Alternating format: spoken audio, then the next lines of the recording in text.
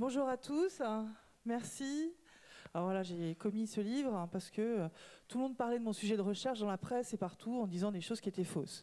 Ray Kurzweil, par exemple, il disait en 2037, l'intelligence artificielle sera forte et ces machines, elles seront conscientes, elles auront des émotions et de l'humour. Eh ben, ça tombe bien, moi je travaille là-dessus. Bon, on va vous dire que ce n'est pas encore le cas. Donc j'ai écrit en sous-titre mythe, fantasme et réalité. Qu'est-ce que la réalité?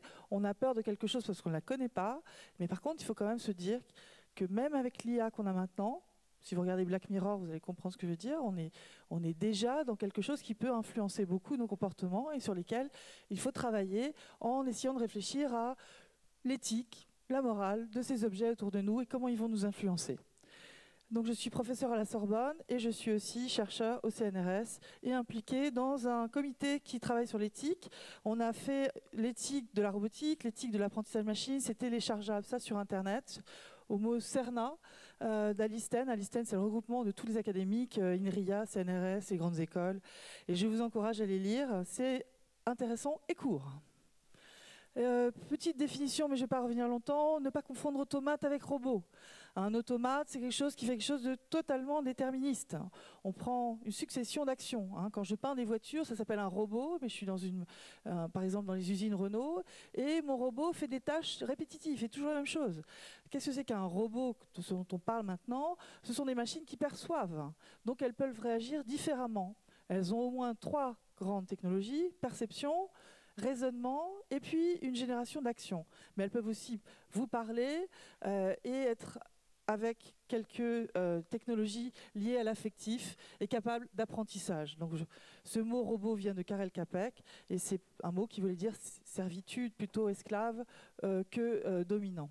Les automates, on en a fait beaucoup précédemment. On parle beaucoup des automates, par exemple, le canard de Vaucanson qui mimait un canard qui ingérait des graines. Et donc, c'était l'idée de mimer le vivant. Donc, l'intelligence artificielle, c'est ça, sa grande folie dans les années 50, c'est vouloir représenter les capacités de l'humain sur une machine. Réduire un peu l'humain à une machine. On verra que je ne partage pas ce point de vue.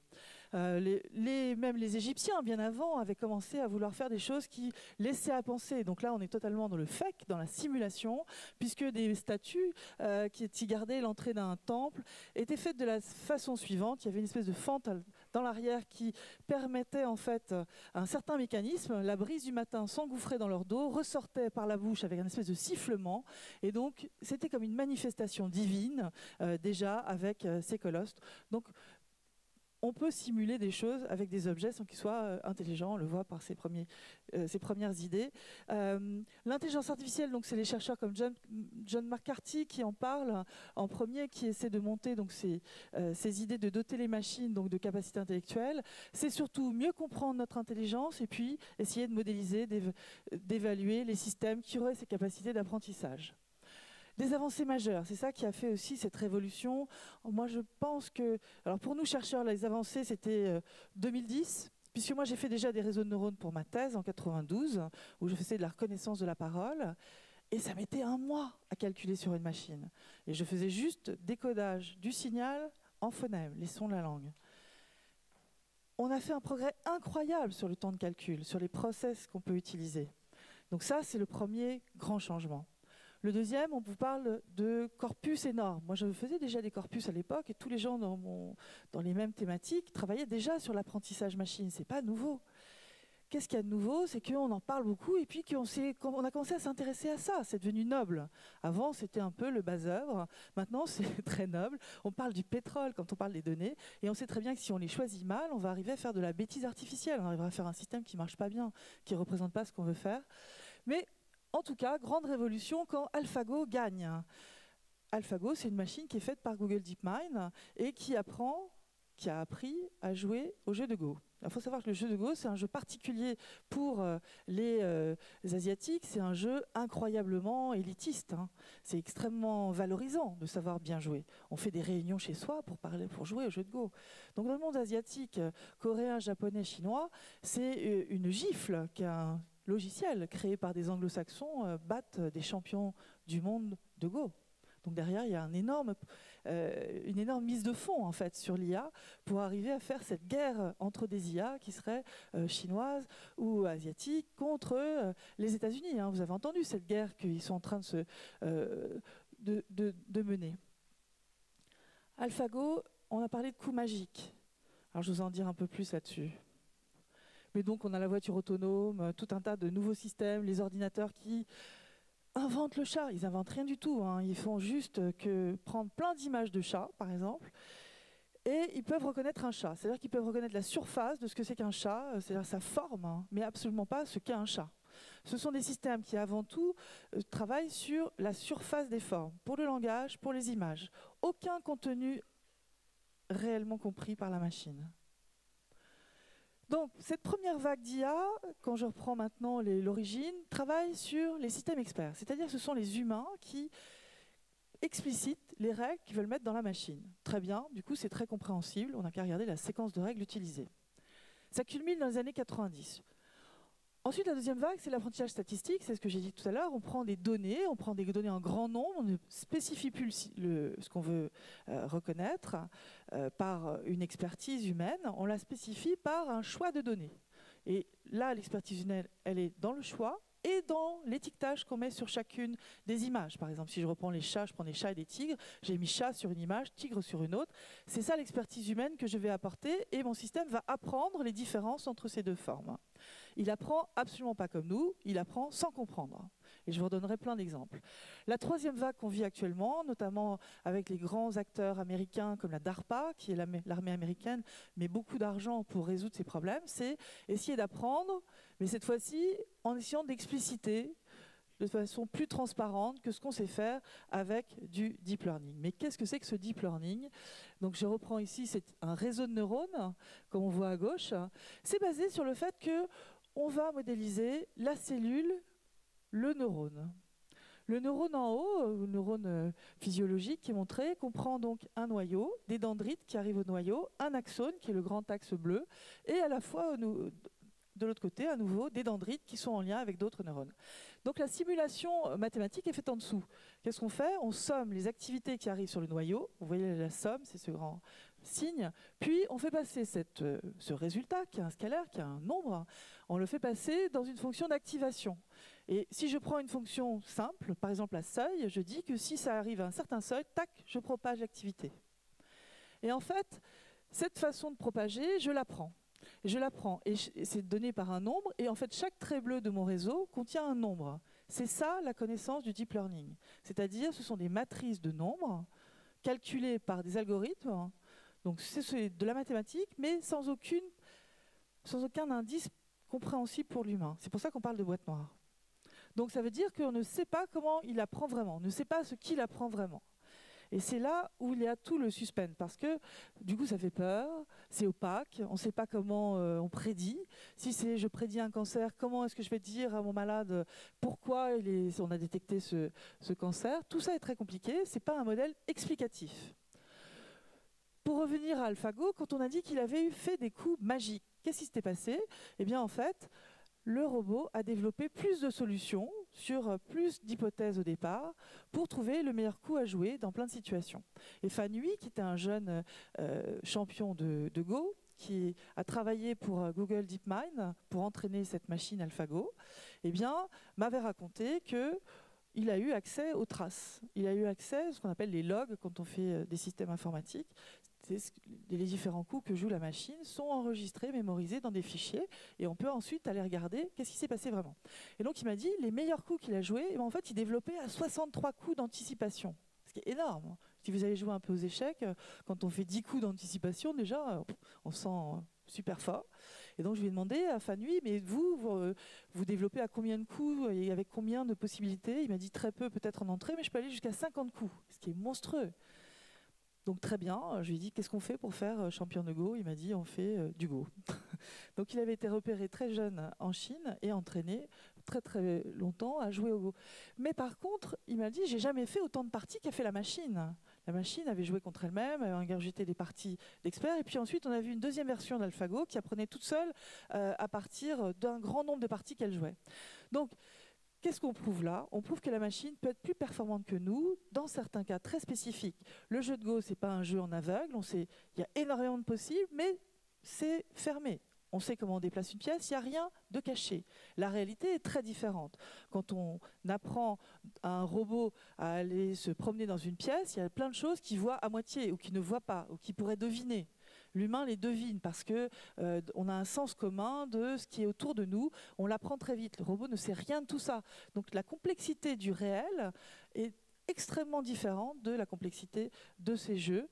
Et lui disait lui-même, en fait, c'est comme si on comparait, là, la machine, il fallait une puissance de calcul monstrueuse, donc c'est pas du tout écologique. Et il fallait sans doute, il fallait 100 ingénieurs ou plus qui ont fait cette machine, qui l'ont optimisée. Donc vous voyez, c'est pas tellement égal. On compare une machine à un humain. Il me disait, c'est comme si vous preniez, je sais pas, une Jaguar qui sort d'une usine avec des gens extrêmement compétents qui l'ont fait, et puis un champion de course à pied. Donc les intelligences, c'est juste pour vous dire, ces machines sont intelligentes d'une certaine manière qui n'a rien à voir avec la nôtre. Elles connaîtront jamais le goût de la pomme, hein, c'est pas pour faire de la pub pour Apple.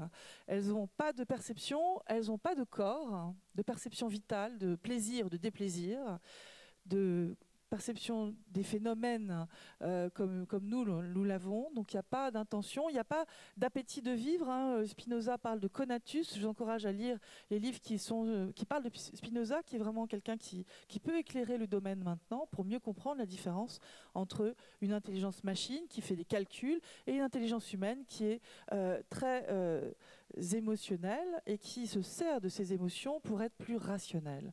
Ça, c'était un énorme pas en avant grâce aux recherches d'un neuroscientifique qui s'appelle Antonio Damasio et qui vient de sortir un livre aussi sur ce sujet.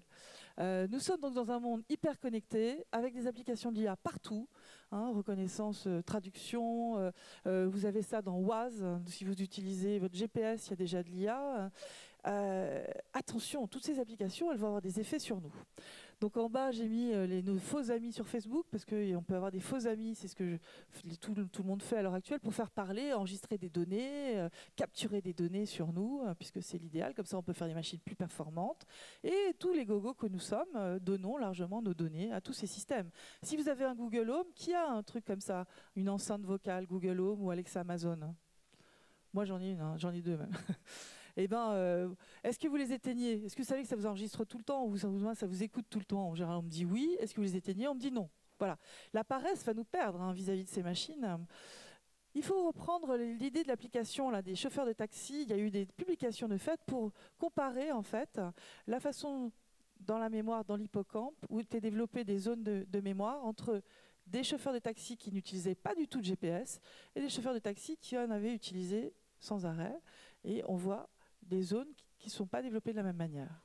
Donc il y a une conséquence physiologique sur notre développement dans la mémoire liée au fait qu'on va utiliser Internet, qu'on va utiliser ces machines tout le temps. Notre attention va être capturée sans arrêt et on risque de les utiliser beaucoup et de finalement décharger sur elles un certain nombre des capacités que l'on avait, que l'on faisait pour l'instant. Alors on a peur en ce moment en général ou on fantasme à cause aussi de la science-fiction qui nous amène à les machines sont conscientes, autonomes et émotionnelles, hein, ce qui est évidemment faux pour les trois. Alors la conscience, c'est par exemple très polysémique. La conscience, c'est la conscience de soi, la conscience comme sensation, donc la machine n'a pas. À moins de faire un hybride avec du vivant, elle n'aura jamais. Ou ça sera qu'une simulation. La conscience de soi, ça encore, on travaille un peu sur la conscience de la machine qui ne va pas se heurter partout, qui apprend à ne plus se heurter, mais c'est quand même très limité. La conscience intellectuelle, l'intuition des essences, des concepts, la conscience de la solidarité entre machines, tout ça n'existe pas. La conscience phénoménale, non plus. Donc on est très loin de ça, très très loin. L'autonomie des machines maintenant. C'est vrai que le robot aspirateur, qui est le premier robot qui arrive dans les foyers, eh bien, il sait se recharger sur sa base. Donc on dit il est autonome. Niveau d'autonomie. Vous avez entendu pour les voitures, différents niveaux d'autonomie également. Donc oui, l'autonomie, c'est un mot qu'il faudrait aussi mieux expliquer. Et on peut avoir une autonomie de décision d'une certaine manière dans ces machines, et c'est ça qui fait aussi peur, parce que la machine devient imprévisible. Elle va faire des choses, même si c'est pas très intelligent à l'intérieur, elle fera des choses peut-être que vous n'avez pas anticipées. Et du coup, vous lui prêtez des intentions et une certaine autonomie et une certaine intelligence, bien plus qu'elle n'en a. Sur le troisième sujet, sur les émotions, j'ai repris ce fameux film, la Vice Versa, qui était intéressant. Qu'est-ce que c'est que l'intelligence? L'intelligence émotionnelle, c'est énorme. C'est en fait la connaissance de soi, la maîtrise de ses émotions, l'automotivation, la perception des émotions d'autrui, l'empathie, la maîtrise des relations humaines. Le fait d'être en société, on est des animaux sociaux qui interagissons avec les autres et qui utilisons ces émotions en perception et en génération tout le temps. Et donc, le faire sur des machines, ça paraissait intéressant. Damasio, donc je vous parlais tout à l'heure, a déjà écrit L'erreur de Descartes, où Spinoza avait raison, qui sont des bouquins assez bien à lire, et qui affirment que la capacité à s'exprimer, à ressentir des émotions est indispensable à la mise en œuvre des comportements rationnels. Je vous encourage à lire cela. Donc je travaille, moi, sur un nouveau domaine qui a émergé, enfin nouveau, vous me direz, c'est plus tellement nouveau maintenant, ça date de 97. J'ai commencé à peu près dans cette période-là et commencé à publier dans les années 2000 sur ces sujets. Donc l'informatique affective a été développée au MIT, Massachusetts Institute of Technology, qui est donc un laboratoire très connu aux États-Unis. Et c'est trois grands domaines. Le fait de pouvoir détecter l'expressivité émotionnelle des humains, le fait de pouvoir comprendre et raisonner à partir de ces informations, et donc avoir un système de dialogue qui utilise non pas seulement les mots, mais aussi la façon dont on se comporte lorsqu'on interagit. Et pour certains auteurs, c'est 80% du message qu'on veut passer aux autres passe par ce non-verbal. Hein, si je vous dis oui, bah c'est un oui, pas content. Donc ça ne veut pas dire que je vais le faire. Donc, même avec des tout petits mots, on va travailler beaucoup sur les différences de compréhension en fait, hein, de ce qu'on est dit en fonction de comment on le dit.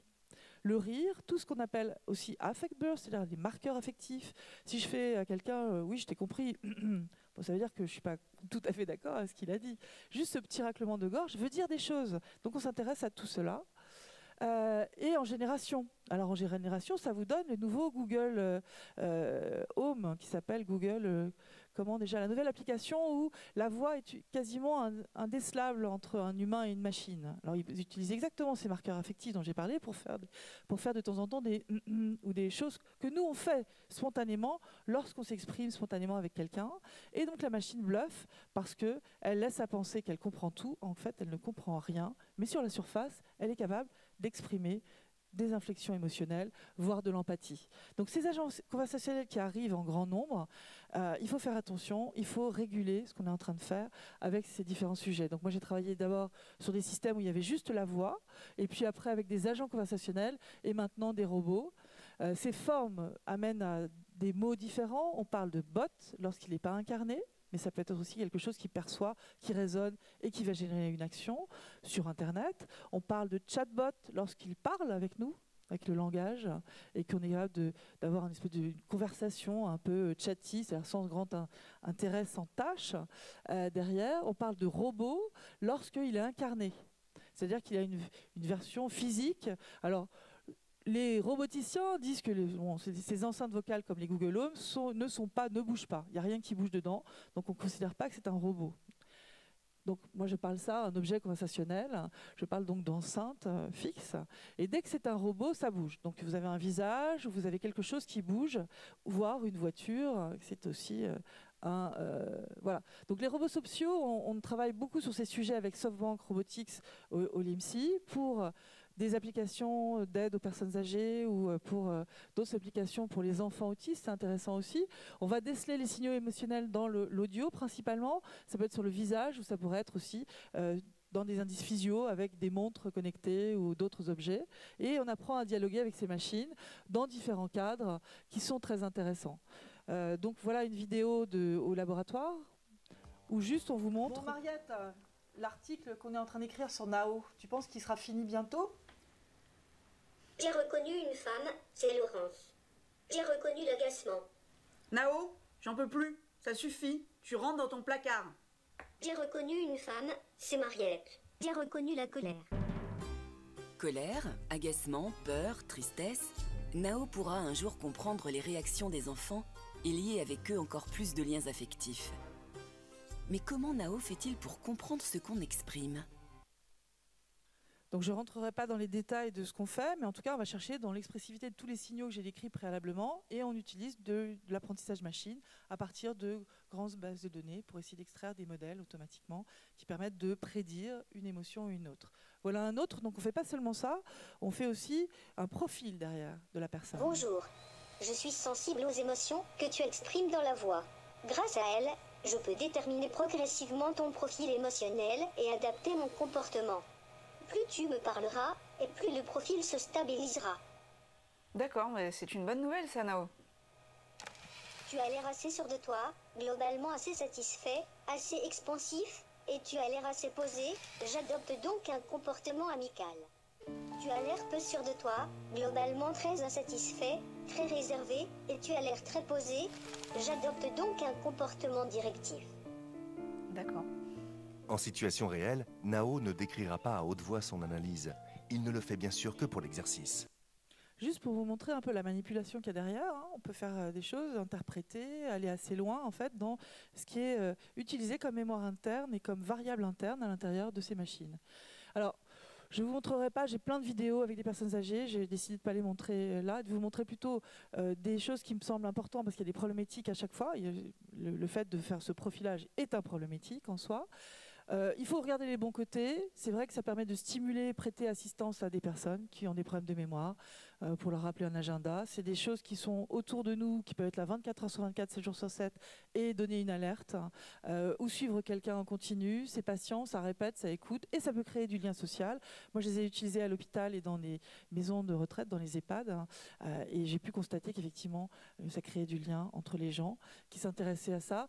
C'est utilisé aussi en Californie du Sud pour détecter chez les militaires des signes d'un syndrome post-traumatique, de dépression. Je sais que c'est utilisé aussi dans cas de violence pour que les gens en fait parlent et élaborent en fait ce qu'ils veulent dire, puisqu'en fait il y a personne en face, il y a juste une machine qui répond artificiellement, mais il y a quand même un double mimétique ou quelque chose qui se passe qui fait que les gens finalement trouvent ça assez intéressant de parler à une machine qui ne comprend rien. Ils élaborent eux-mêmes des choses en parlant comme ça à des machines. Alors, la grande difficulté de tout ça, c'est qu'on a beau faire une techno qui est là et de dire à tout le monde la techno n'est pas si avancée, on a ce niveau-là d'interprétation de ce qui se passe. Vous prenez un aspirateur, j'ai eu des questions de lectrices, l'aspirateur passait dans le salon de quelqu'un, s'arrêtait au milieu et la dame me demandait « Que pense-t-il » Le robot aspirateur ne pense pas.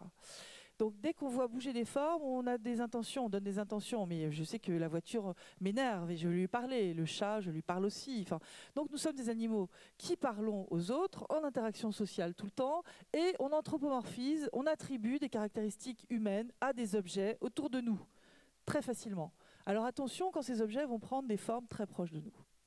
Hein, c'est ce qu'on fait au Japon. Le professeur Ishiguro fait son clone. Hanson Robotics, ce robot se permet de parler à l'ONU en disant « Nous, les robots, nous faisons machin », laissant prétendre qu'elle comprend quelque chose. Alors, elle ne comprend rien. C'est une marionnette pré-scriptée. Du coup, il y a un leurre. C'est ce que j'appelle la fake empathie, le comportement totalement artificiel. Et c'est dangereux parce que derrière, on voit qu'elle est devenue citoyenne d'Arabie Saoudite. Alors qu'en Arabie Saoudite, les femmes n'ont pas beaucoup de droits. Donc il faut faire attention à tous ces systèmes. D'ailleurs, pour reparler des femmes, il y a très peu de femmes dans ces domaines. On doit être 20% en sciences et très peu ni dans les boîtes, en académique, etc. Très peu non plus à parler. Donc je vous remercie de m'inviter. Il faut inviter plus de femmes scientifiques. On voit beaucoup de femmes en philosophie ou dans les sciences humaines et sociales. Mais il y a aussi, on manque de femmes terriblement dans les domaines scientifiques. Et on me dit à chaque fois, mais c'est parce qu'il n'y en a pas beaucoup. C'est pas vrai. Il faut les chercher et il faut peut-être s'en préoccuper. Sinon, ces modèles sociaux sont faits par des hommes qui appellent ces systèmes artificiels avec des noms de femmes. On a Alexa, Sophia et Bidula, il y en a pas mal. Donc c'est assez énervant, je vous l'avoue. Et quand je vois que... J'ai appris récemment, hier, qu'à la Villette, il va y avoir une nouvelle exposition sur les robots. Pensez-vous qu'ils ont demandé à des femmes de venir montrer ce qu'elles faisaient dans les laboratoires? Non, ce sont encore des hommes qui vont montrer la technologie. Donc je trouve ça absurde. Si on veut progresser, un jour ou l'autre, il va falloir faire autre chose. Introducing Jibo, the world's first family robot. Say hi, Jibo. Hi, Jibo. Jibo helps everyone out throughout their day.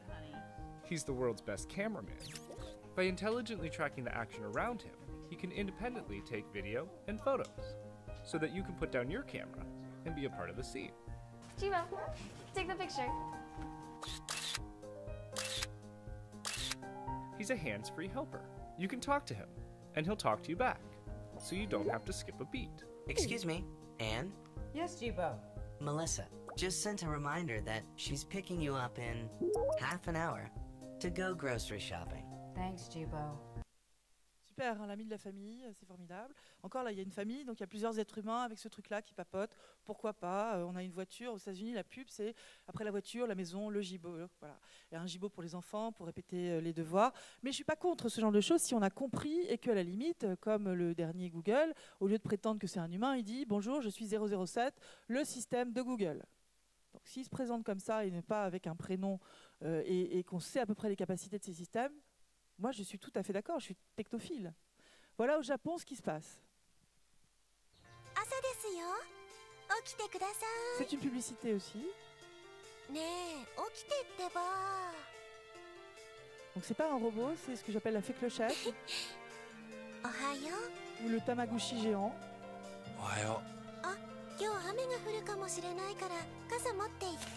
Elle s'occupe de nous, on va s'occuper d'elle. Donc on se dit là c'est fini, mais non, ça commence.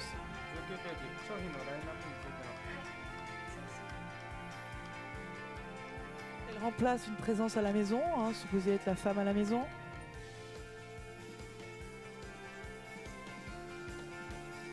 Donc, on crée une dépendance de l'attention, hein, l'attention est tout le temps stimulée.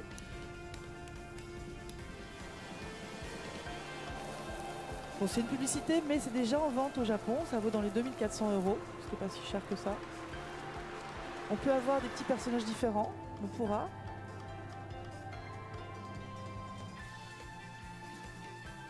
Quand je demande à mes collègues japonais qu'est-ce qu'ils en pensent, ben, c'est un jeu. Enfin, c'est pas très envahissant.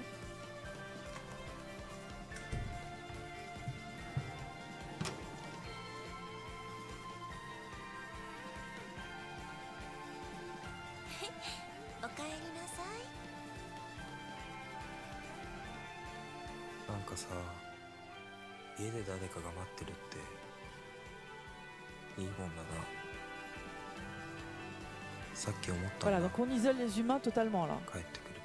On peut vivre qu'avec des machines, un robot sexuel sous le lit, et puis ce truc-là comme présence. Ça réveille tous nos instincts primaires. Attention, prends ton parapluie, il fait chaud, il fait froid. Voilà. Pour la discussion philosophique, oublions.